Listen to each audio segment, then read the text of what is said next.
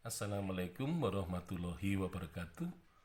Candi agama Buddha yang tersebar di Jawa Tengah sudah dikeluarkan dari perdebatan apakah bangunan itu merupakan bangunan pemakaman atau tidak. Jadi kesimpulannya sudah disimpulkan bahwa Candi Buddha adalah tempat pemujaan dan tidak ada tanda-tanda penyimpanan abu jenazah di dalam stupa.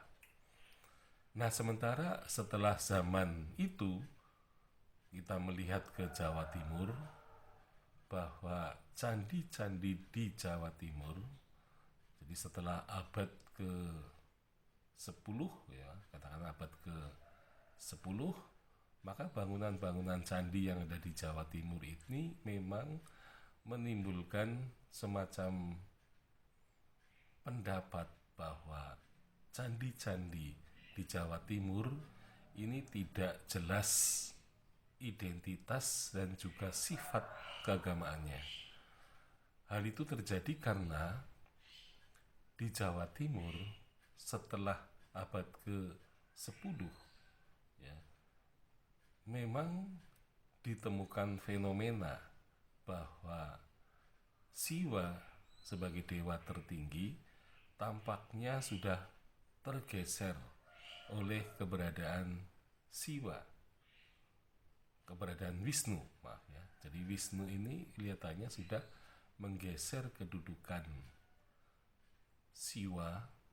Nah, sehingga kemudian di zaman ya keturunan Erlangga, jadi mulai Erlangga, maka raja-raja di sana diibaratkan seperti Wisnu.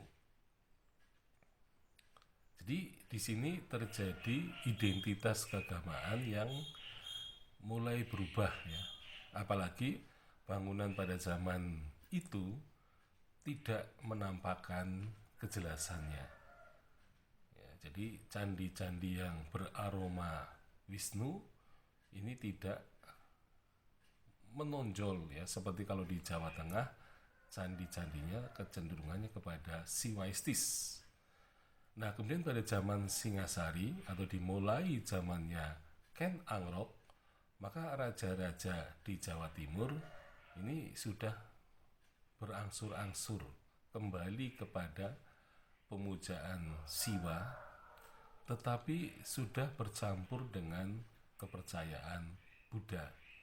Nah, sehingga para ahli menyatakan bahwa candi-candi di Jawa Timur setelah abad ke-10 menunjukkan bahwa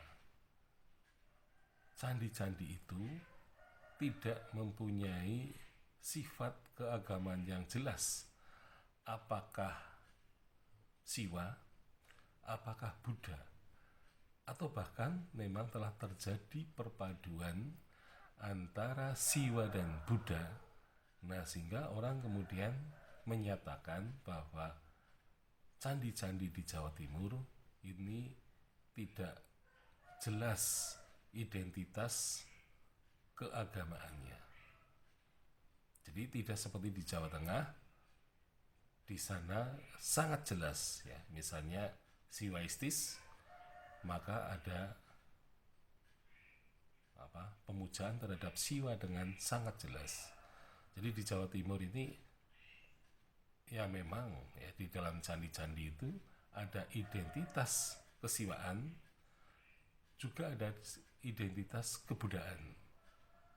Jadi di sini ada hal yang mendua sebenarnya, dan itu terjadi yaitu candi-candi yang dibangun setelah ya, itu setelah zaman Singhasari.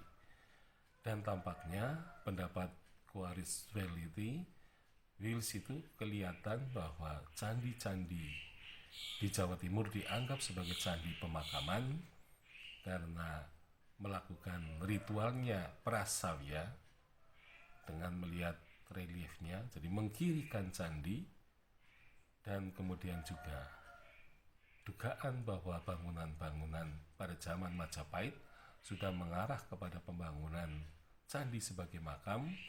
Nah, sehingga walaupun kemudian juga nanti akan terbantahkan, jadi candi-candi Siwa Buddha ini memang sebenarnya tidak mengarah kepada bangunan pemakaman. Jadi Wills berpendapat bahwa candi-candi Jawa Timur itu, terutama zaman Majapahit itu, candi pemakaman itu hanyalah pendapat Quaritch Wills tadi. Ya, jadi tapi yang jelas memang kelihatannya pendapat itu pun bisa disanggah. Jadi pada intinya bangunan di Jawa Timur, terutama pada zaman Singhasari, kemudian Majapahit, itu memang identitas keagamaannya lebih cenderung mendua, yaitu antara Siwa dan juga Buddha. Sekian, Assalamualaikum warahmatullahi wabarakatuh.